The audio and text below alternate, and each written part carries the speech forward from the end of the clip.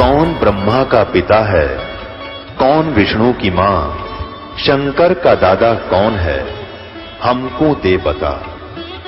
ये जानने के लिए कृपया सुनिए।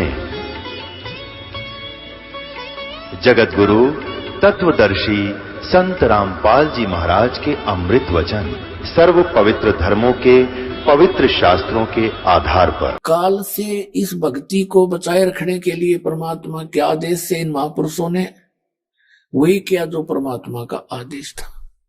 परमेश्वर कबीर जी ने उस समय इनसे कह दिया था कि तुम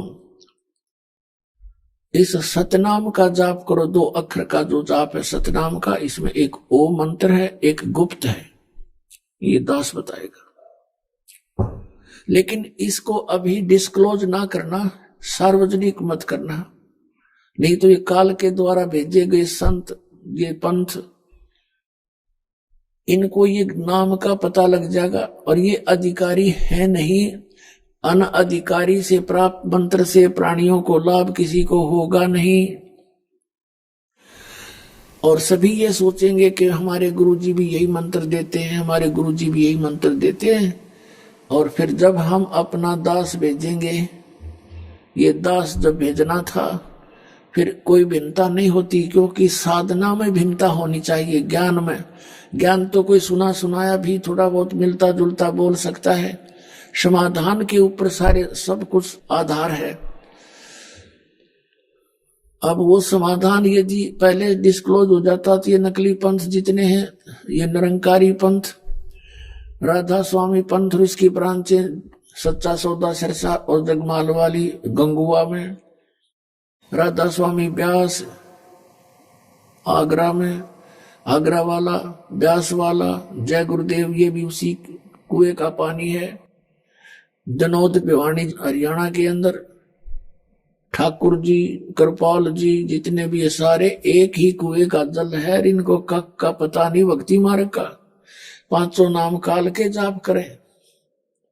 और एक थोड़ी सी चतुरता दिखाई है इन्होंने, सच्चा सौदा सिरसा वालों ने। इन्होंने, किसी ने टोकते रहे कि तुम तो काल के नाम जाप करते हो, ओंकार निरंकार ज्योति निरंजन, और सतनाम कोई नाम में नहीं होता। सतनाम तो उस सच्चे नाम की तरफ संकेत है। ये उसने सतनाम सतनाम करते। तो इन्होंने अकाल मूर्त, शब्द स्वरूपी राम, सतपुरुष 3 नाम रख लिए, घर के बना रखे। अकाल मूर्त माने अविनाशी परमात्मा, जिस मूर्ति का साकार भगवान का नाश ना हो, अविनाशी। सतपुरुष, सत माने अविनाशी, पुरुष माने परमात्मा, अविनाशी पुरुष। शब्द का नाश कभी नहीं होता, शब्द स्वरूपी राम, अविनाशी परमात्मा। अब तीनों का अर्थ अविनाशी परमात्मा बनता है, चाहे सतपुरुष कह लो और चाहे कालमूर्त कहो, चाहे शब्द स्वरूपी राम कहो। जैसे जल कहो, नीर कहो, पानी कहो। जल पानी नीर कहना कौन सी अच्छी बात है? मूर्ख है। कहे भाई जल चाहिए मुझे, जल पानी नीर चाहिए, जल पानी नीर, ये कोई बात हुई? तो ये ऐसे कहने, इन मंत्र से कोई लाभ नहीं होगा। ये तो उपमात्मक नाम है परम पिता के। अब उस जिसके ये नाम है, जिसकी ये उपमा है, उसको तो हमने पाना है। जैसे जल पानी नीर करता रहे, तो जल को तो हमने प्राप्त करना है। उसकी विधि है, बोकी लगाई जाती है और उस बोकी को मिट्टी उसके बाहर निकालते हैं और खोदती रहती है, पाइप सी होती है, गोल सा यंत्र, और पाइप नीचे जाती रहती है, मिट्टी निकलती रहती है। तो पानी तक पहुंचाने का काम उस बोकी और पाइप का है। उसके बाद मशीन लगती है हैंडपंप के ऊपर, जो फिर उसकी भी पूजा, उसको भी ऐसे हिलाया जाता है, प्रैक्टिस की जाती है, तब जल निकलता है। ऐसे ही ये 2 अक्षर का मंत्र जो सतनाम है, जिसमें एक ओम मंत्र है और एक आपको पता है जिन्हें उपदेश मिल गया है, तो ये श्वास उश्वास से मंत्र करना है। तो प्राण संगली के अंदर आदरणीय नानक साहब जी ने ये भेद छुपाया था, लिखा था, लेकिन वो भी कोड वर्डों में होता है, सीधा नहीं लिखते संत। अभी तक नहीं लिखना था सीधा और ना ही बताना था। अब जैसे प्राण संगली में कहीं ओम शब्द लिखा है तो कहीं जाकर सोहम लिखा है, एक जगह लिखा तो और भी कई जगह था, लेकिन उसको इन्होंने मिटा दिया। लेकिन इसमें सिमरन की विधि नहीं बता रखी हो बिल्कुल भी पूरे ग्रंथ में। इतना अवश्य बताया जाता है, जैसे कबीर परमात्मा कहते हैं, श्वास उस श्वास में नाम जपो और व्यर्था श्वास ना खो, न जाने श्वास को आवन हो कि ना हो। आदरणीय गरीबदास साहब जी कहते हैं कि इस 2 अक्षर के मंत्र के बारे में कहते हैं, सतनाम इसको जपो, श्वास के द्वारा इसका जाप करो। तो पुण्यात्माओं, जैसी 2 अक्षर का मंत्र है, ये सतनाम है। श्वास बाहर छोड़ते हैं, श्वास अंदर लेते हैं। एक श्वास में एक मंत्र छोड़ना है, दूसरे में दूसरा लेना है। और कई नाड़ी क्या करते हैं, सोहम मंत्र परमात्मा के सदग्रंथ से चुरा लिया। कबीर परमेश्वर कहते हैं, सोहम शब्द हम जग में लाए, सार शब्द हमने गुप्त छुपाए। ये सोहम शब्द आपके किसी भी लेख में नहीं पाओगा, वेद शास्त्र में नहीं है। आपके जो 52 अक्षर के लेख हैं उनमें ये मंत्र नहीं है। सोहम शब्द हम जग में लाए, सार शब्द हमने गुप्त छिपाए। सोहम शब्द तो प्रकट कर दिया, लेकिन सार शब्द कहता हुआ भी नहीं लागण दी परमात्मा ने सार नाम के। नहीं तो नकली नाश कर देते सारे भक्तों का, करोड़ों तो बर्बाद कर दिए, शेष का भी भट्ठा बैठा देते हैं। न इनकी भक्ति, इनका हेड ऑफ द डिपार्टमेंट प्रेत बनकर धक्के खा रहा है। शिवदयाल जी अपनी बेटी अपनी ही शिष्या बुक्की में आकर के ओक्का पीवे, और फिर वो चूरमे खा, रोटी खा बैठ के हो गया पार, वो डबो गया दुनिया ने। श्रद्धालुओं ने उसको परम धनी माना, 500 नाम काल के जप के हठ योग करके अपना जीवन नाश किया, करोड़ों को और विनाश कर डाला। अब ये सतनाम का जो 2 मंत्र का अक्षर है, अक्षर का 2 मंत्र का अक्षर का समझ लो, ये जाप है सतनाम। ये तो ऐसा समझो कि जैसे बोकी और पाइप का काम है। और उसके बाद फिर हैंड पंप, अगर मशीन नहीं बंधी ऊपर तो यूजलेस है वो। पाइप पानी तक पहुंच गई, सारी बात होगी, लेकिन वो मशीन ना लगी तो भी यूजलेस है। तो सार नाम वो मशीन है और सतनाम ये 2 अक्षर का उस जल को पाने की बोकी का काम करेगा। उल्टी सुल्टी बोकी श्वास उस श्वास से लगेंगी। तो इन महापुरुषों ने ये भेद नहीं बताया कि कैसे सिमरन करना होता है श्वास का। इतना अवश्य हिंट दिया है कि ये प्राणों से, श्वासों से सिमरन होता है। और कुछ नाड़ी क्या करते हैं, परमात्मा के इस सूक्ष्म वेद से, कबीर वाणी से सोहम शब्द ले लिया, उसके 2 भाग कर लिए। कहते हैं 100 बाहर निकाला, हम अंदर ले ले। कमाल की बात है। एक मोटरसाइकिल के 2 भाग कर ले, बीच तक काट ले उसने। हरनों का यू पही आगे चलेगा, यू पाछे चलेगा।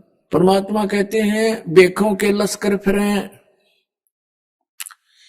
ये बेखों के पंथों के लश्कर फिरे, यानी टोल के टोल बने फिरते हैं। ये बाणी चोर कठोर और सतगुरु धाम ना जावेंगे, ये 84 के ढोर। क्या बताते हैं कि ये ना जाने कितने पंथ बन गए, कितने संत बन गए, परमात्मा की वाणी चुरा करके बेखों के लश्कर फिरे, ये बाणी चोर कठोर और सतगुरु धाम ना जावेंगे, ये 84 के ढोर। राधा स्वामी वालों ने कबीर परमेश्वर जी की वाणी को चुरा कर नारी दुकान बना ली, और जिस कारण से मालिक की ये वाणी स्पष्ट सिद्ध हो रही है कि शिवदयाल जी भूत बनकर अपनी शिष्या बुक्की में प्रवेश है। तो पुण्यात्माओं, बुद्धिमान व्यक्ति को देर नहीं करनी चाहिए, मनुष्य जीवन बार बार नहीं मिलता। और इस दास के इस महापरोपकार के प्रयत्न को आलोचना मत गिनना, आपके लिए एक वरदान सिद्ध होगा। ये जब तक नकली और असली का आपके रूबरू नहीं कराया जाएगा, तब तक आपका भ्रम कैसे दूर होगा कि हमारे पास जो नोट है ये सचमुच नकली है या असली। अगर फिर भी आपका असली लगता है तो रखो, कोई दबाव नहीं किसी के ऊपर। तो सतनाम जो है ये आपको 2 अक्षर का दिया जाता है। फिर आदि नाम जिसे सारनाम कहते हैं वो ये दास आपको देगा और दे रहा है। अब ही देना था, इससे पहले इसकी भनक भी नहीं पड़न देनी थी किसी को। परमात्मा ने कहा धर्मदास मोरी लाख दुआई, ये सार नाम की तबार ना जाई। सार नाम बार जो पढ़ी बिचली पीढ़ी हमसे नहीं तरही। तो पुण्यात्मा इन महापुरुषों को सतनाम के लिए भी मना कर दिया था कि ये मूल ज्ञान की तबार ना जाए। तो जिस कारण से आदरणीय नानक साहिब जी ने इस सतनाम की भनक भी नहीं लागने दी किसी सिख को।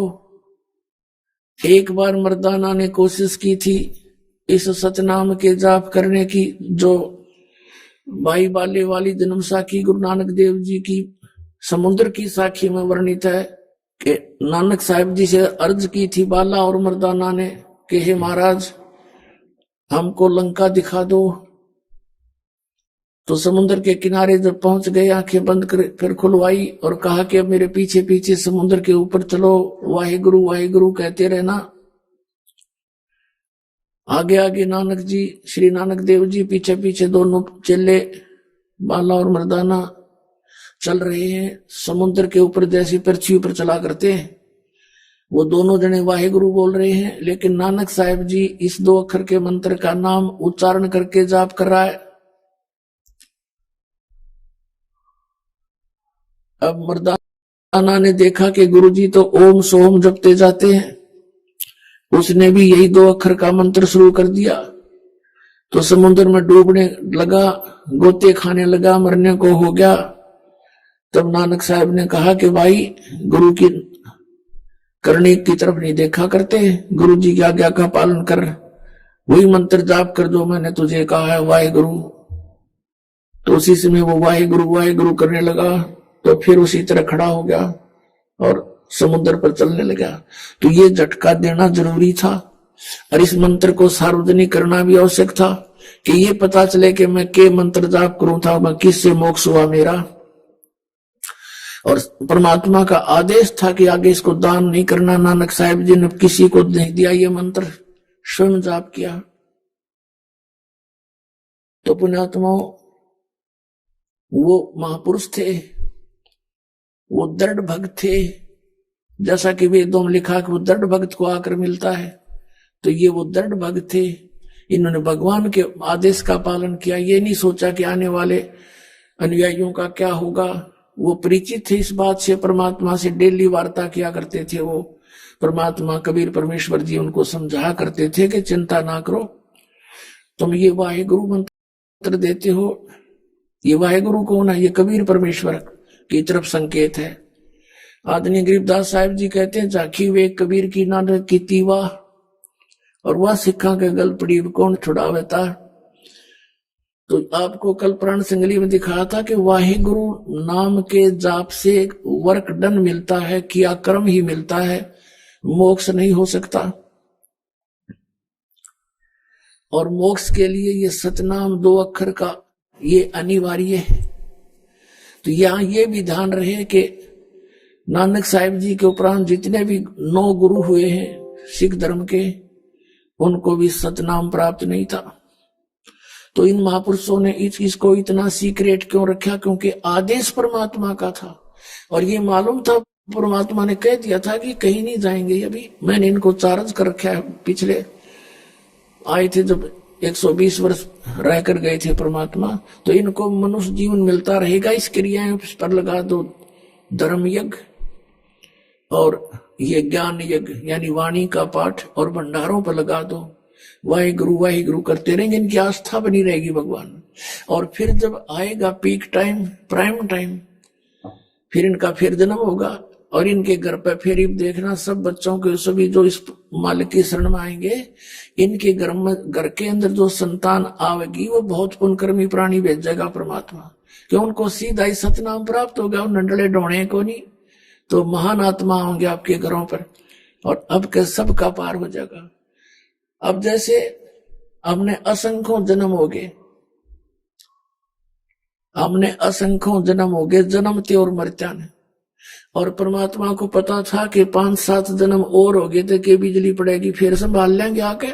और जय ये काल के दूता के हाथ लग जाता, पुण्यात्माओं बट्ठा बैठ जाता मनुष्य जीवन का, और नास्तिक हो जाते कुछ दिनों में ये पूरा मानव समाज। राधा स्वामी धनधर सतगुरु से आने वाली पुण्यात्मा रो रहे हैं, कहते हमने 30-30 वर्ष बर्बाद कर दिए और हमें कोई आध्यात्मिक लाभ तो दूर, हमें भौतिक लाभ का भी नाश हो गया हमारे का। क्योंकि पूर्व जन्म की पुण्यकर्मी प्राणी ही परमात्मा की खोज किया करते हैं, और वो फंस गए इन परम धनिया के, जिन्हें का पता नहीं था। आप भूत बन गए और साथ में इनका जीवन नाश कर दिया। तो पुण्यात्माओं, अभी भी कुछ नहीं बिगड़ा है। बुद्धिमान समाज को चाहिए कि तुरंत फैसला ले और तुरंत आकर यहां कल्याण करवा ले। कोई शौक नहीं दास को, और कोई ये महिमा की भूख नहीं कि गणेश शेष बना लूं, नहीं। दास तो एक कुत्ता है परमात्मा का भेजा हुआ, आपके लिए भौंक रहा है। आप धनी हो और धनी ही चिंता किया करता है, कुत्ते के भौंकने से जाग जाता है। निर्द जिसके पास पैसा है नहीं, वो कुत्ता भौंके जाओ, उसने पता मेरे पास खक नहीं। तो जो पुण्यकर्मी प्राणी हैं वही भगवान की खोज में घूम रहे हैं, वो धनी है पिछले जन्म के इस पुनः भक्ति के। तो उनके लिए दास ये भौंक रहा, आवाज लगा रहा है कि तुम गलत दिशा में जा रहे हो, तुम्हारा धन नाश हो रहा है, तुम्हारी जेब कट रही है, तुम्हारा जीवन बर्बाद हो रहा है, संभलो और आके सतनाम लेकर कल्याण करवाओ।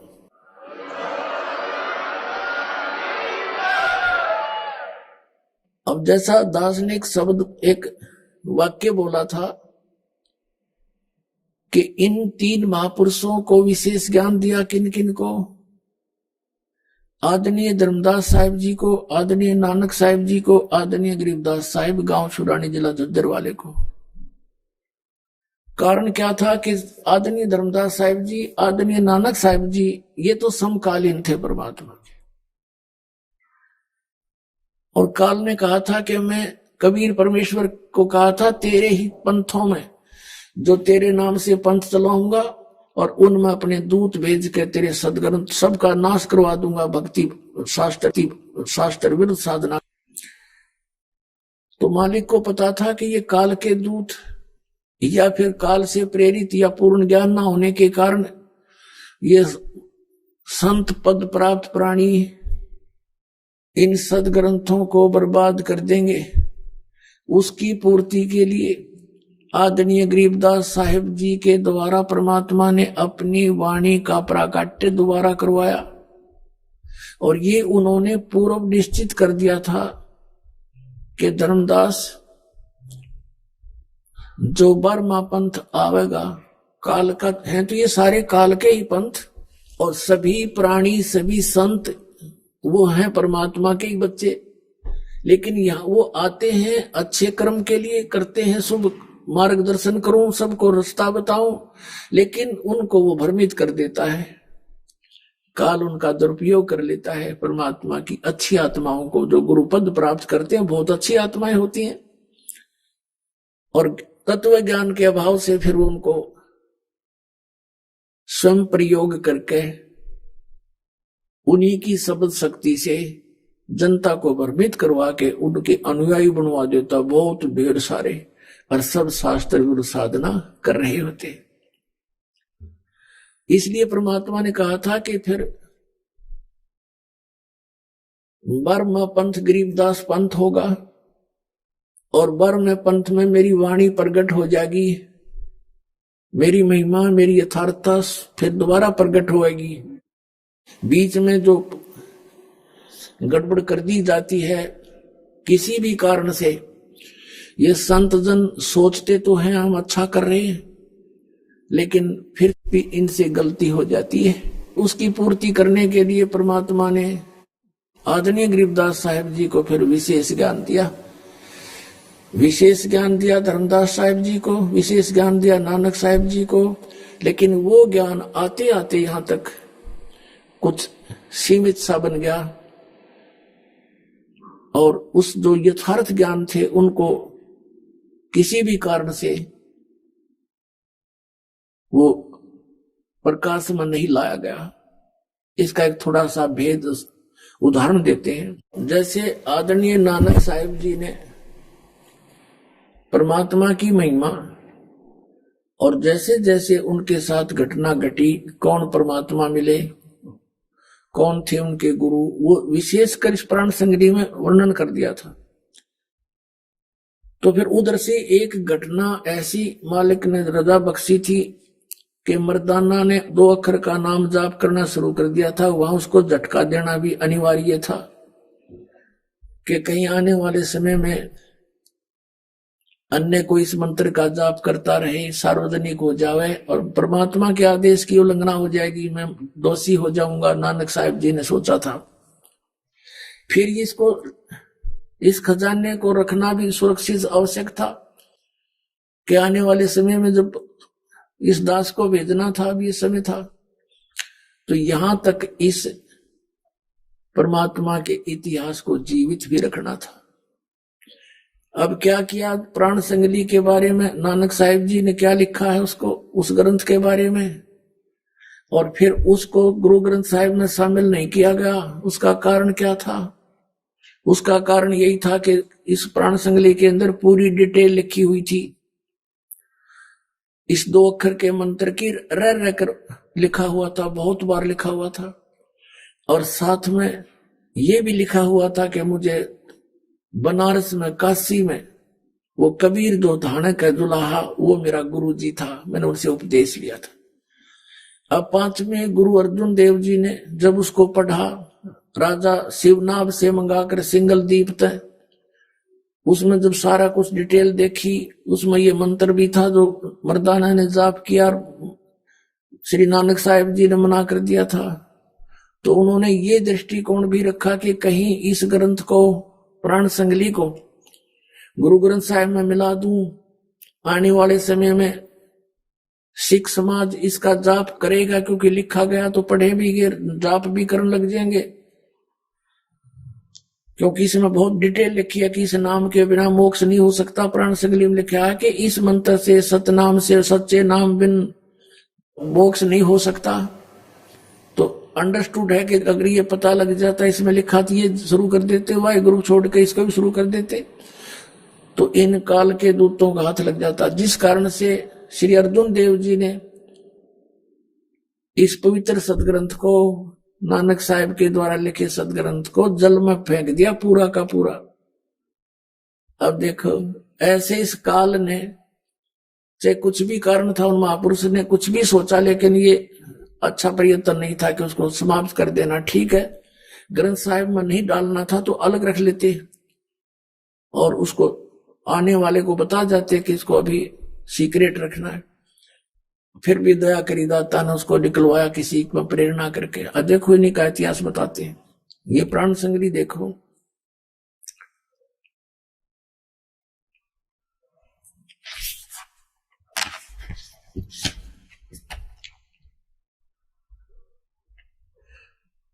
एक ओम सतगुरु प्रसादी।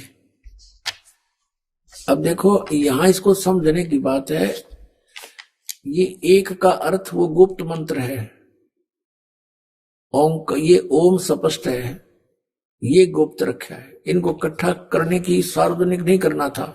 ये असली वो मंत्र है जो 2 अक्षर के दोनों मंत्र हैं, और ये सतगुरु से प्रसाद के रूप में मिले हैं, श्री नानक जी कहते हैं। प्राण संगली सटीपन प्रथम भाग, श्री गुरु नानक साहेब विरचित प्राणों का अपूर्व कवच, जो सुरत शब्द योग साधनमयी अमोघ तारों से रचा हुआ, काल कर्म माया कर्त विघ्नों से गुरुमुखों का सुरक्षक का हितकारी, जिसका संत संपूर्ण संत जी ने इसको प्रेम प्रसाद रूप से अर्पण किया। इसके लिए जिसके मालिक वेलविडियर प्रेस इलाहाबाद ने अपने खर्चे से अपने मंत्रालय में, यंत्रालय में प्रकाशित किया। ये यहां से छपा। अब इसमें क्या लिखा है, आवश्यक सूचना नामक शुरू में लेख है। गुरु नानक साहिब ने यह अपूर्व ग्रंथ प्राण संगली किस अवसर पर सिंगला द्वीप में वहां के परम भक्त राजा शिवनाभ जी को उपदेश करके बख्श दिया, शिवनाभ राजा को दे दिया। और फिर उनकी 5वीं गद्दी के अधिष्ठाता गुरु अर्जुन देव जी ने उसे कैसे सिंगल द्वीप से मंगवाया तथा किस कारण से उसे गुरु ग्रंथ साहिब के संग्रह से अलग रखा, इसका वर्णन गुरु नानक साहिब जी के जीवन चरित्र में दूसरी यात्रा के आखिरी हिस्से में और टिप्पणकार के निवेदन में लिखा है। गुरु नानक साहिब ने इस अनमोल ग्रंथ का नाम प्राण संगली लिखा। क्यों रखा? यह तो पक्के तौर पर वही कह सकता है जिसकी गति उन किसी हो, जो नानक साहब जैसे पहुंचे हुए संत हो। यह सच्ची तो वही बता सका है कि प्राण संगली नाम किस लिए रखा। तो भी कुछ लखावा उसका उनके इस वचन से होता है जो निज मुख से उन्होंने राजा शिवनाभ से कहा। नानक साहब ने कहा था इस प्राण संगली रूपी ग्रंथ के विषय में, ई ग्रंथ मेरी देह है, मेरा स्थूल रूप है, प्राणों मेरियों का संग्रह का ये कवच है, जगत समुद्र का ये पुल है। संसार रूपी समुद्र से पार होने के लिए इसमें विशेष भेद दिया मैंने। जगत समुद्र का ई पुल है, ई प्राण संगली मैं तैनू बख्शी है, ई अजर वस्तु है, सो तैं ही जरी है। यानी इसके लिए तू ही विश्वास पात्र है मेरा, और तूने इस पर विश्वास किया है। ई प्राण संगली अमृत प्रवाह है, तेरे ही मुख विषय प्रवेश हुई है, होर 3 लोकां विच इस वस्तु नु संभालता कोई नहीं, ताते प्राणों विखे प्राण संगली रखनी। कहता इसने इतनी संभाल कर रखी जैसे सांस होया करे। अब क्या कहा है नानक साहिब जी ने, देखो पुणात्माओं, ये शब्द पढ़कर दास की आंखों से आंसू बहने लगे। जिस दिन पहली बार पढ़ा, अभी हफ्ता पहले पढ़ा इसको, कि कितनी प्यार से कहा है कि ये मैंने जो एक परमार्थ लेख लिखा है, अपना अनुभव लिखा है परमात्मा से प्राप्त ज्ञान के आधार से, और ये प्राण संगली ग्रंथ मेरा शरीर है, मेरी देह है। अब जैसे गुरुजी का सत्कार करते हैं ऐसे आदरणीय तो रखना इसको, यानी किसी ओछे मंदे व्यक्ति को मत दे देना, कहीं इसको बर्बाद ना कर दे। भाव ये था उनका कहने का कि मैंने अपनी आत्मा निकाल कर रख दी इसमें, जो ज्ञान इसके अंदर मैंने भर दिया, जो मैं जानू था इसमें सारा लिख दिया, और यह मेरा शरीर है, मेरी देह है, ये मेरा स्थूल रूप है। ये ना समझना कि प्राण संगली कोई नानक साहब जानकर कि उनकी शरीर है, इसमें मत्था टेके जाओ, नहीं। ये लेख है, ये धन दबागे, इसमें एक अनमोल धन दबागे महापुरुष, और आप उनके बच्चे हो, आपके लिए दबा गए। अब जैसे एक सेठ की मृत्यु होगी, उसने डायरी में लिख रखा था कि चांदनी 14 रात के 12 बजे मंदिर के गुम्बद में इतने पैसे, करोड़ों रुपए का धन दबा रखा है। अब उस पिता की मृत्यु होगी, सेठ की, बच्चों ने वह डायरी पढ़ी और कहने लगे भाई मंदिर के गुम्बद में पिताजी ने बहुत धन दबा रखा है। उनके अंतिम संस्कार के बाद उन्होंने तुरंत मंदिर का गुम्बद फोड़ डाला, लेकिन वहां कुछ नहीं पाया। बड़े चिंतित हुए कि पिताजी के लिखने में चूक रह गई, हमारा धन बर्बाद हो गया, हम कंगाल हो गए, लुट गए, पिट गए, बुरा हाल हो गया। एक उनके पिताजी का मित्र शोक व्यक्त करने आया, उन्होंने उनको अपने पिता के मित्र से बताया कि अंकल, पिताजी लिखने में गड़बड़ कर गए और ठीक ठिकाना नहीं लिख गए, हमारा तो धन करोड़ों रुपए का बर्बाद हो गया, अब क्या करें, हम तो लुट गए, पिट गए। वो दूसरा सेठ, वो जानकार था इन कोड वर्डों का, उसने कहा बेटा वो डायरी दिखाओ। वो डायरी दिखाई, वो समझ गया, लेकिन बच्चे नहीं समझ सके। और उसको बड़ा संभाल कर रखे हुए थे, छुपा कर रखे थे। तो क्या हुआ, उस सेठ ने कहा इस गुम्बद को पुनः बना दो जो तुमने तोड़ा है। वो बना दिया। फिर मैं आऊंगा एक दिन, तुम्हारा धन बता दूंगा। अब चांदनी चौदस को सामने आ गया। रात के 12 बजे सेठ के आंगन में अपना ही बनाया हुआ एक मंदिर था। रात्रि के समय उस मंदिर के गुम्बद की छाया, चांद की रोशनी से जो छाया आंगन के अंदर गई, गुम्बद की छाया, वहां गुम्बद की छाया के चारों तरफ निशान लगा दिया। पृथ्वी पर मंदिर गुम्बद वहां पर है, उसकी छाया नीचे है, तो वहां निशान लगा दिया और कहा बेटा खोदो यहां से। वहां खोदा तो सारा धन सुरक्षित पा गया। तो पुण्यात्माओं, ये महापुरुष अपना उस अनमोल धन को यहाँ इन काल के दूत चोरों से छुपा कर इन ग्रंथों में छुपा गए थे, कोड वर्डों में।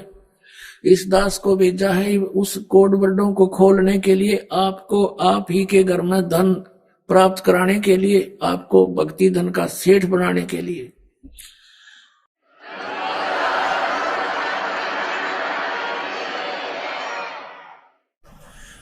अब इसमें स्पष्ट लिखा है कि प्राण संगली नाम क्यों रखा गया, इसके बारे में वही बता सकता है जो उन्हीं कैसा होगा, यानी आदरणीय नानक साहिब जी जैसे महापुरुष, यानी उन्हीं के समान ज्ञान रखने वाले। वैसे दास उन महापुरुषों के बराबर तो नहीं हो सकता, लेकिन परमेश्वर जी की कृपा से, गुरुदेव की कृपा से इस दास को इतना ज्ञान अवश्य हो गया कि इन महापुरुषों के इस लोक को जिसमें खजाना दबा गए थे, ये खूब खोलने में सक्षम है और पूरा ज्ञान है इस दास को।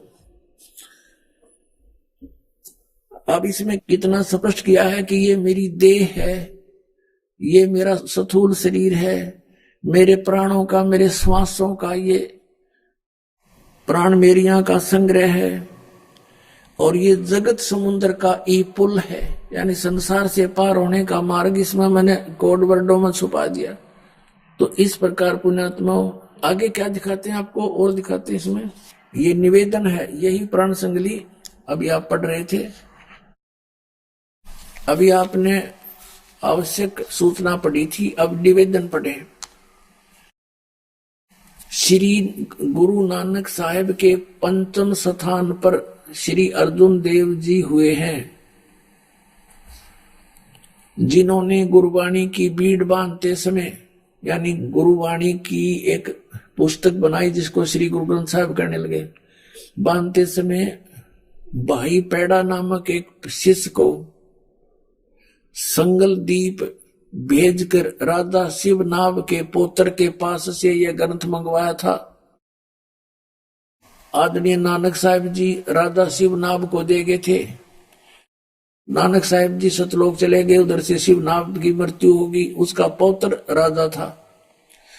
अर्जुन देव 5वीं गद्दी पर, नानक साहिब की परंपरा में 5वें गद्दी नसीन हुए, उस समय उनका पौत्र था राजा का, तो उस पौत्र से यह ग्रंथ मंगवाया था। और जिस किसी कारण विशेष से श्री गुरु ग्रंथ साहिब की बीड़ में रखना उचित न समझकर सर्वथा जल प्रवाहित कर दिया था।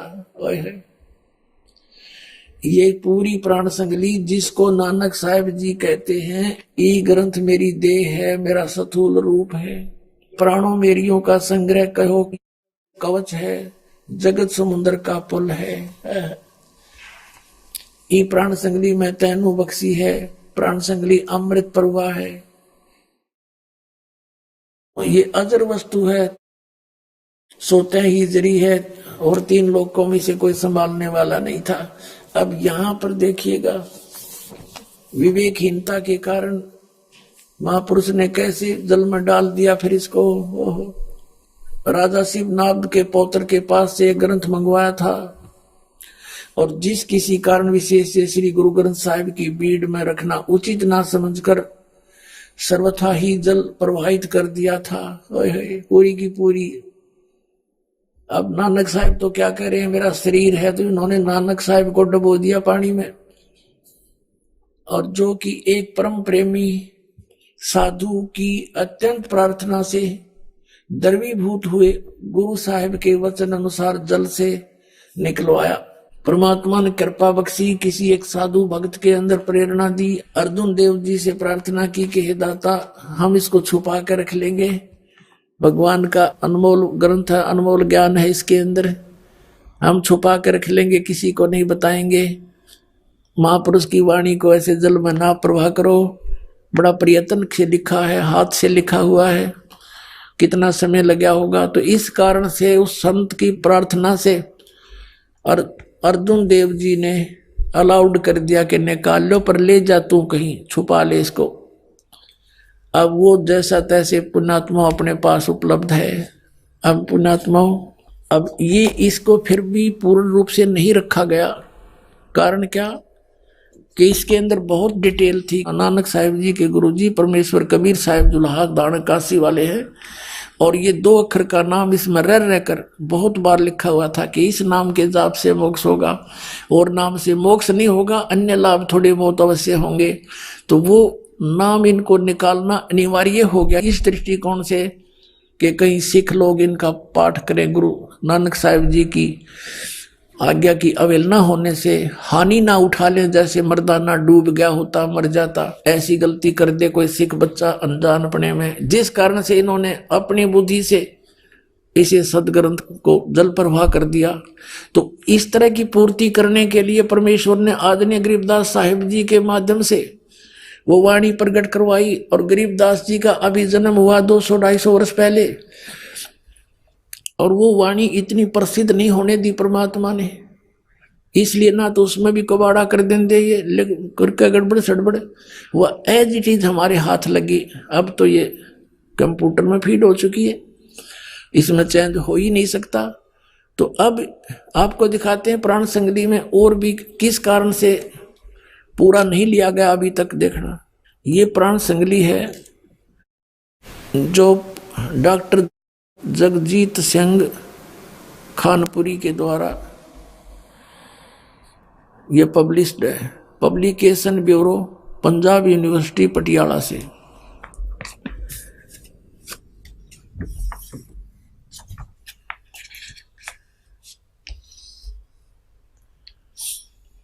यह है पंजाबी साहित्य अध्ययन विभाग, पंजाब यूनिवर्सिटी पटियाला। यह है Pran Sangli, edited by doctor Jagjit Singh Khanpuri, MA PhD। ये दूसरी बार 1999 में छपी है। अच्छा, अब इसके यहां पर देखो, बिल्कुल 2 शब्दों में क्या लिखा है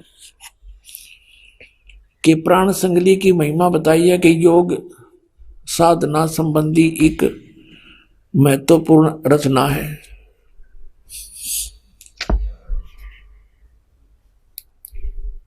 रचना का संबंध गुरु नानक देव जी नाल जोड़िया जाता है कि गुरु जी ने इस दा उच्चारण सिंगलदीप विच राजा शिवनाभ प्रति कीता सी।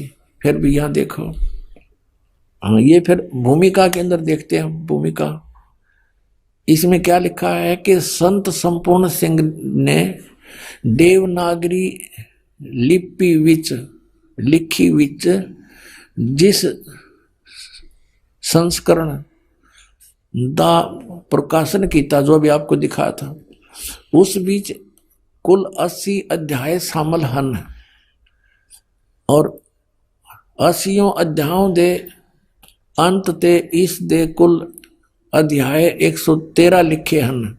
इस संख्या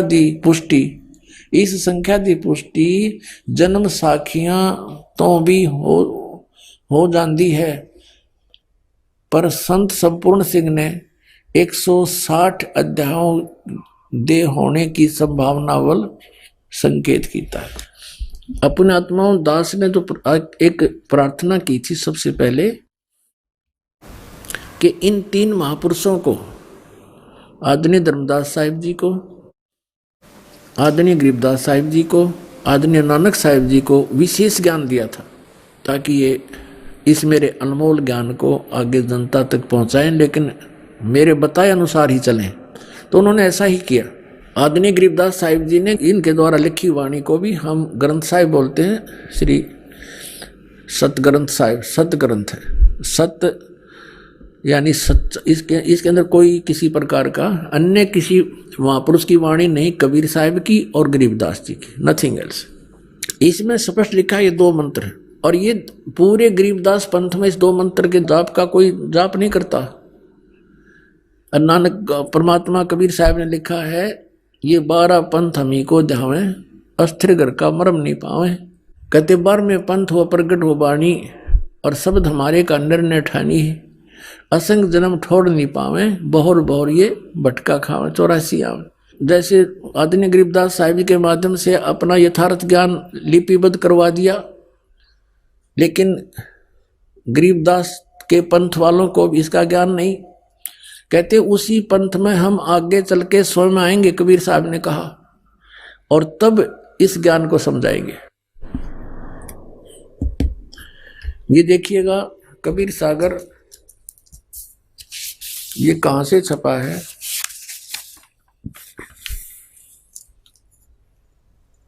कबीरपंथी भारत पथिक युगलानंद बिहारी द्वारा परिष्कृत। और ये कहां से छपा है? मुद्रक एवं प्रकाशक है खेमरा श्री कृष्णदास, अध्यक्ष श्री वेंकटेश्वर प्रेस, खेमरा श्री कृष्णदास मार्ग, मुंबई से। यहां पर देखिएगा, काल ने कहा था मैं तेरे नाम से 12 पंथ चलाऊंगा, 12 पंथ करूं मैं साजा, नाम तुम्हारा ले करूं आवाजा। ये 12 पंथ नाम जो ले ही, हमरे मुख में आन समवही। तो 12 पंथ कौन से हैं? कबीर साहब ने बताया था, ये पद्य भाग है। 12 पंथ चलो सो भेद। अब क्या बताया कि 12 पंथ काल फुरमाना, इन 12 पंथों में काल का ही आदेश, मंत्र जाप का विधि होगी, इसका आदेश, इसी का आदेश होगा जाप विधि। और भूले जीव न जाओ ठिकाना, ठिकाना यानी सतलोक नहीं जा सकते। ताते आगम कह हम राख्या, वंश हमारा चूड़ामणि शाखा। प्रथम जग में जागू बरमावे, इन 12 पंथों के डिटेल दिया गए, उनके नाम बताए हैं, कौन कौन इनके मुखिया होंगे। लेकिन यहाँ कबीर पंथियों ने मैं इसमें बिगाड़ कर दिया, उसकी पूर्ति के लिए ही परमात्मा कहते हमने आना पड़ेगा। ये देखिएगा, ये है कबीर चरित्र बोध, बोध सागर 1870 पृष्ठ पे। यहाँ गद्य भाग में लिखा है कबीर साहिब के पंथों का वृंतांत। प्रथम नारायण जी दास जी का पंथ, ये नारायण का पंथ नहीं होना चाहिए था, गलत लिखा है, ये श्री चूड़ामणि जी का पंथ होना चाहिए। क्योंकि नारायण दास जो धर्मदास के पुत्र थे, उन्होंने तो इस कबीर परमात्मा के पंथ को स्वीकार ही नहीं किया था। वो तो श्री कृष्ण का भक्त रहा था, उसी के नाम से मंदिर बनवा रखा है उसने, आज भी विद्यमान है वहां पर। प्रथम यहाँ चूड़ामणि होना चाहिए, दूसरा यागोदास, और तीसरा सूरत गोपाल, चौथा मूल निरंजन टकसार, भगवान दास पंथ, सतनामी पंथ, कमाल का पंथ है ये, कमाली पंथ नहीं, राम कबीर पंथ, परम धाम की वाणी पंथ, जीवा पंथ, और 12वां गरीबदास पंथ। अब अपना आत्मा, अब यहां क्लियर हो गया, 12वां पंथ गरीबदास पंथ है। अब यहां से हम फिर वापस आएंगे जो पद्य भाग है, इसमें एक कबीर वाणी चैप्टर है, बोध सागर इसका खंड है। बोध सागर खंड के वाणी, कबीर वाणी चैप्टर के मैं 136 पृष्ठ पे, 12 पंथ चलो सो भेद। 12 पंथ काल फुरमाना, भूले जीव न जावे ठिकाना। अब इन्होंने यू छोड़ दिया चूड़ामणि, ये प्रथम चूड़ामणि होना चाहिए। ये चूड़ामणि, ये प्रथम संत तो अच्छे थे, लेकिन आगे चल के ये नहीं पंथ ठीक बन रहे। यो जागूदास, सूरत गोपाल, मूल निरंजन टकसार का पंथ, ये वही है सारे के सारे। फिर सतनामी पंथ सतनामी, इस तरह ये इस प्रकार। फिर अब हम यहाँ, इन्होंने ये 10वां आ गया, या 11वां होना चाहिए था, 10 में तो आगे लिखना छोड़ गए, क्योंकि मिलावट कर रखी इन्होंने इसमें। अब ये 11वां पंथ है परम धाम की वाणी। अब ये 12वां पंथ है। अब 12वां पंथ है गरीबदास जी का। इसमें लिखा संवत 1775 हुई। संवत 1775, ये है 1774 लिखना था, गलती से 75 लिखा गया, मिसप्रिंट है। तो संवत 1774 यानी सन 1717 में आदरणीय गरीबदास साहिब जी का जन्म हुआ। संवत 1775 होई, ता दिन प्रेम प्रगटे जग सोई। आज्ञा रहे ब्रह्मबोध लावे, कोली चमार सबके घर खावे। साख हमारी ले जीव समझावे, असंग जन्म ठोर नहीं पावे। 12वें पंथ प्रगट हुआ है नहीं हव, प्रगट हवे वाणी, प्रगट होगी वाणी और शब्द हमारे का निर्णय ठानी। 12वें पंथ प्रगट होगी वाणी, मेरी महिमा की वाणी फिर से प्रगट होगी और शब्द हमारे का निर्णय ठानी। अस्थिर घर का मर्म न पावे, ये 12 पंथ हम ही को जावे। यानी गरीबदास के प्रगट होने के बाद जो वाणी प्रगट हो जाएगी उसको और सभी उस वाणी का निर्णय ठानेंगे, उसके ऊपर विचार विमर्श करेंगे, लेकिन अस्थिर घर का मर्म ना पावे, ये 12 पंथ हम ही को ध्यावे। कबीर कबीर सतलोक सचखंड जरूर करेंगे, लेकिन ये मुझे प्राप्त नहीं कर सकते, ठीक ठिकाने नहीं जा सकते। फिर क्या कहा परमात्मा ने कि अस्थिर घर का मर्म न पाओ, ये 12 पंथ हम ही को ध्यावे। 12 पंथ हम ही चल आवे। गरीबदास जी का 12वां पंथ है, 12 पंथ हम ही चल आवे और सब पंथ मिटा एक ही पंथ चलावे। कहते सब पंथों को मिटाकर एक पंथ चलाएंगे। आइए अब हम उन श्रद्धालुओं के अनुभव जानते हैं जो जगत गुरु तत्वदर्शी संत रामपाल जी महाराज जी से दीक्षा प्राप्त कर चुके हैं तथा उनके द्वारा बताए गए भक्ति मार्ग पर चल रहे हैं। नमस्कार सर। सत साहिब। सर क्या नाम है आपका? मेरा नाम श्याम सुंदर दास। सर कहाँ से आए हैं आप? मैं छत्तीसगढ़ के रहने वाला हूँ। सर संत रामपाल जी महाराज से नाम दीक्षा आपने कब ली? मैं सर 2017 में नाम दीक्षा संत रामपाल जी महाराज से लिया। सर संत रामपाल जी महाराज से नाम दीक्षा लेने से पहले आप क्या भक्ति साधनाएं करते थे?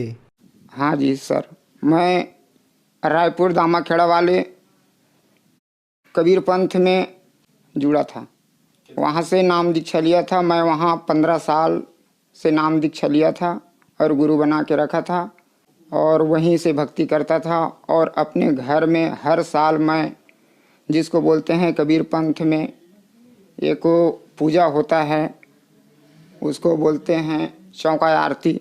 मैं हर साल चौका आरती करवाता था अपने गांव में घर पे और अपने परिवार को बुलाता था और इसी के मैं भक्ति करते थे और मेरे पूरा परिवार भी इसी के भक्ति में लगे हुए थे।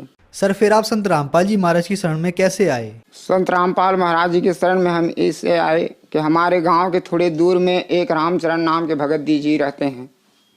उसने हमें हमारे दुख और कष्ट को देखा और हमारे गरीब परिवार के हैं हम, तो एक दिन ऐसे घूमते हुए आए। हमारे रिश्तेदार में हमारे मामा लगे, तो आया तो बोलता है कि भांजा बोले तुम लोग दामाखेड़ा से तुम जुड़े हुए हो और सदगुरु कबीर साहिब को मानते हो, तो सदगुरु कबीर साहिब के तो बरवाला आश्रम में उसकी आश्रम है, वहाँ से जुड़ो ना, ये रायपुर वाले को छोड़ो और वहाँ पे आकर के जुड़ जाओ, वो अच्छे ज्ञान बताते हैं।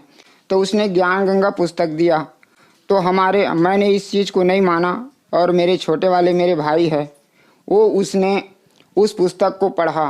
पढ़ने के बाद में मेरे भाई ने बोला कि भाई मैं भी जाके मामा के साथ जाके देखता हूँ बरवाला में।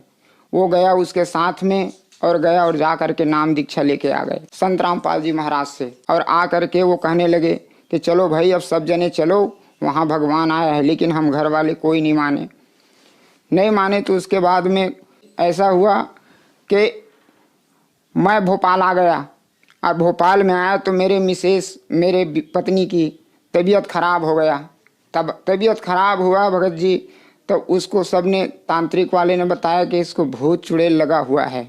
हाँ, लेकिन हम लोग इतना ध्यान नहीं दिए और जा कर के गुलमोहर में एक हॉस्पिटल है, सुज्योति हॉस्पिटल बोलते हैं, डॉक्टर का नाम सुनील राय बोलते हैं भगत जी। वहाँ जाके हमने भर्ती करवाया तो एक रात को हमसे 17,000 लिया, और 17,000 लेने के बाद में वो हाथ पे यहाँ पे बोतल लगाया था, तो उसके बोतल के पानी मुंह की तरफ से निकलता था। फिर वो डॉक्टर ने सुबह, हमने कहा कि डॉक्टर साहब ये तो आराम नहीं हो रहा है, कैसे हो जाए। तो डॉक्टर और उसके साथ में एक नर्स चलता है जो सुई लगाता है, तो डॉक्टर ने उससे बात किया कि ये भाई ये बचने वाला नहीं है, इसको छुट्टी कर दो। मैंने अपने भाई से फ़ोन लगाया, फ़ोन लगा करके बोला कि भाई, मैंने कहा कि डॉक्टर साहब ऐसे बोल रहे हैं कि तेरे भाभी यहाँ से अब तो नहीं बचेगा, अब क्या करें हम। तो मेरे भाई ने बोला कि तेरे को मैंने बार बार बोला कि संत रामपाल जी के शरण में आ जाओ, तुमने नहीं आया, तो ये सब भोग रहे हो तुम। एक काम करो, तुम उसी हॉस्पिटल में रहो, मैं सुबह वहाँ पे पहुँच जाऊँगा। ऐसे करके बोला हमें। हमने कहा कैसे तैसे करके हम रात काटा, और सुबह 6 बजे वो स्टेशन पे उतर गया, हबीबगंज स्टेशन में, और डायरेक्ट वो हॉस्पिटल पहुँचा। हॉस्पिटल में जा कर के मेरे मिसेस बेहोश पड़ी थी। बेहोश पड़े तो डॉक्टर ने बोल दिया था कि भाई तो मर जाएगा, तो हमने समझा कि मर गया, ऐसे करके बेहोश पड़ा था। तो एक तरफ को मेरे भाई पकड़ा, अब एक तरफ को उसके पैर तरफ को मैं पकड़ा, और अपन उत्तर दिशा के लिए उसको ज़मीन पे लेटा दिया। और मेरे भाई ने बोला कि तुम हाथ जोड़ करके यहाँ से संत रामपाल जी के अरदास लगाओ और प्रार्थना करो। तो हमें पता नहीं था कि कैसे अरदास लगाता है, क्या करता है। हमने कहा कि हे संत रामपाल जी महाराज, ये जीवित हो जाए तो हम आपसे नाम दीक्षा लेंगे, ऐसे बोला था। लेकिन डॉक्टर के हम वो बात को सुन करके हम तो बिल्कुल आशा ही छोड़ दिए थे। अब वो जब लेटा दिए तो 2 मिनट के बाद में वो मेरे मिसेस अपने आप हिलने लग गया।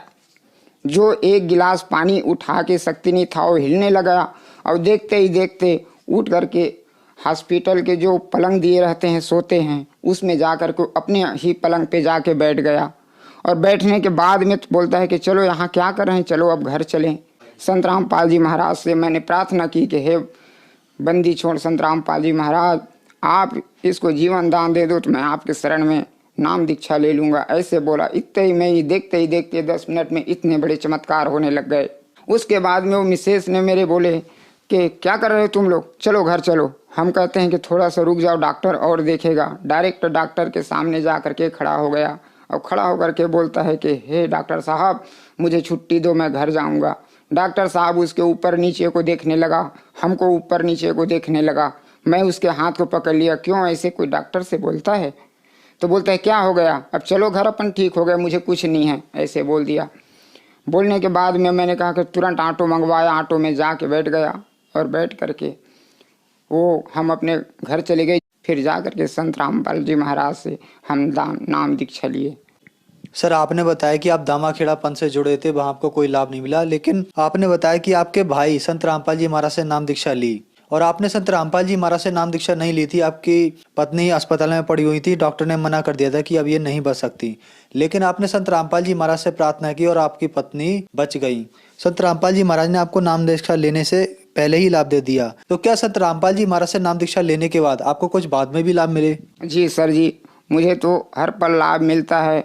मैं छत्तीसगढ़ से, मेरे 2 बेटी है, तो बड़े बेटी छत्तीसगढ़ में रहते थे, वो कॉलेज की वहाँ पढ़ाई, मेरे गांव खेड़ा है तो वहाँ से बिलासपुर सिटी दूर है, वहाँ कॉलेज नहीं है, तो मैं उसको ले आया भोपाल। मैंने कहा बेटी भोपाल में आ जाओ, पढ़ लो, हम मजदूरी करके आपको पढ़ा लेंगे। तो ठीक है करके वो आ गया। आया तो यहाँ पे हमने हर कॉलेज में गए, तो कॉलेज वाले बोलते हैं कि भाई अब यहाँ एडमिशन बंद हो चुका है। जून जुलाई में आया, लड़की को हम लेट में लाए थे, तो हम अपनी गलती मार रहे हैं कि हमारा गलती हो गया, बहुत लेट बुलाए बेटी, अब तो तुम्हारा पढ़ाई इस साल बंद हो गया। फिर हमने घर जा कर के रामपाल जी महाराज के सामने हम फिर हाथ जोड़े, और हाथ जोड़ के कहने लगे कि हे मालिक, हमारे बच्ची इस साल नहीं पढ़ सकता। थोड़े देर में हमसे फ़ोन आता है गार्ड साहब का, जो गार्ड बैठा रहता है स्कूल के दरवाजे पे। उसने फ़ोन लगाया कि भैया तुम कहाँ हो? हमने कहा भाई साहब हम तो घर में हैं, आप कहाँ से फ़ोन कर रहे हो? तो बोले आप तो कॉलेज से गए हो ना? तो मैंने कहा हाँ जी, हम अभी कॉलेज से आए। तो मैं कॉलेज का गार्ड बोल रहा हूँ, तुम आ जाओ। तो क्या हो गया सर जी, हमसे क्या हो गया? तो बोले 1 घंटे के लिए स्कूल से खुला हुआ है, एडमिशन हो रहा है, इतने में और पहुँच जाओ और एडमिशन हो जाएगा। ऐसे करके बोला हमारे पास। हम दौड़ते, दोनों बेटी और मैं, हम दोनों दौड़ते हुए गए। जा करके देखा, जैसे हम गेट के अंदर घुसे, उसका समय था 1 घंटे का, वो बंद हो गया। जैसे हम अंदर गए, हमारे नाम लिखा और फिर उसके बाद दोबारा हुए हमारे लड़की पढ़ने लग गए उस कॉलेज में। इस चमत्कार संत रामपाल जी महाराज की कृपा से ये सब प्राप्त हुआ है सर जी। और अभी ये बरसात के मौसम है सर, अभी इसी साल ये 2018 में बरसात का जब आषाढ़ की महीने लगा तो पानी गिरा। पानी गिरने में मेरे चादर सेट का झुक गए। उसमें ऐसे सीलिंग पंखा लगाया था, तो सीलिंग पंखा के पास से थोड़ी दूर से हम लोग लकड़ी लगाए हैं, उसमें कुंदा लगाते हैं कि हवा से ना उड़े करके। वहाँ से छेद था, वो छेद से पानी आ करके उस पूरे वायर जल गया और ऊपर से इसमें रिटेन करेंट जा रहा था। तो मेरे जो झुग्गी है, झुग्गी के पीछे में और लोग रहते हैं, तो उसमें मेरे पीछे बिल्कुल पीछे में एक दादा और एक दादी रहते हैं। तो दादी वहाँ पे गया और जा करके चादर को, उसको पता नहीं था, छोटे मोटे कपड़े बच्चों को मेरे झुग्गी के ऊपर सुखाते थे, तो हम ये जानते नहीं है कि वो सुखाया कि नहीं सुखाया, लेकिन वो अम्मा ने चिपक गया। तो अम्मा ने खूब हिल रहा है। तो दादा दरवाजे में बैठे बैठे बोलता है कि अरे तो भाई तू क्या कर रहा है। वो भी जाके छुआ तो दादा भी हिलने लग गया, वो भी चिपक गया। तो वहाँ से पड़ोसी एक आया और आ करके उसको एक लठ से मारा और उसके हाथ छूट गया। और छूटने के बाद में वो अभी है। तो हमने संत रामपाल जी से प्रार्थना किया कि हे संत रामपाल जी महाराज, आप हमारे लाज बचा दिया और उस दादा दादी का जान बचा दिया। तो ये पूरे मोहल्ले वाले सब विरोध हो गए और हो करके हमको जेल में डालने के लिए, थाना जाने के लिए सब जन इकट्ठे होकर के थाना जा रहे थे। तो जो दादा चिपक गया था हमारे चादर से, वो आकर के हमारे घर में बोलता है कि हे भाई साहब, आपने अपने चादर के करेंट सीधा कर लो, पूरे मोहल्ले वाले आपको अंदर करवाना चाहता है।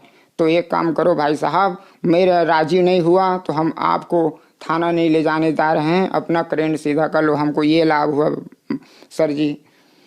सर, संत रामपाल जी महाराज ने आपको एक सुखमय जीवन दिया और बहुत सारे सुख दिए, तो जो श्रद्धालु आज आपको देख रहे हैं, आप उन्हें क्या कहना चाहेंगे? जो भगत भाई आज सुन रहे हैं, इसको सबसे मैं प्रार्थना करना चाहता हूँ और मीडिया वाले से भी मैं प्रार्थना करना चाहता हूँ कि इस सच्चाई को और संत रामपाल जी महाराज के जो वचन हैं, इसको जन जन से पहुँचाएँ। और मैं और जो मेरे इस टीवी माध्यम के प्रकाश से ये सुन रहे हैं, उन भाई और बहनों से, जगतवासियों से मैं सबसे प्रार्थना करना चाहता हूँ, आप जल्द से जल्द आएँ और संत रामपाल जी महाराज के जो बताए हुए ज्ञान के आधार से अपनी भक्ति मार्ग को शुरू करें और अपना कल्याण करवाएं। सर, संत रामपाल जी महाराज की शरण में कैसे आ सकते हैं? संत रामपाल जी महाराज से नाम दीक्षा तो आज मालिक ने दया किया है संत रामपाल जी महाराज ने कि हर जगह जगह और हर कोने में और हर मोहल्ले में संत रामपाल जी महाराज के शिष्य हैं, उनसे सलाह ले लें। नहीं तो टीवी के माध्यम से सत्संग सुने, हर बहुत से चैनल में आता है संत रामपाल जी का प्रवचन, उसको देखें। और नीचे एक पट्टी चलता है, उस पट्टी में नंबर दिए जाते हैं, उस नंबर को पढ़ करके कहीं भी फ़ोन लगाओ, फ़ोन के माध्यम से आपको नाम दान की केंद्र बता दिए जाएंगे, वहाँ से नाम दीक्षा ग्रहण कर सकते हो और संत रामपाल जी महाराज से आप कल्याण करवा सकते हो। धन्यवाद सर। सर साहिब जी।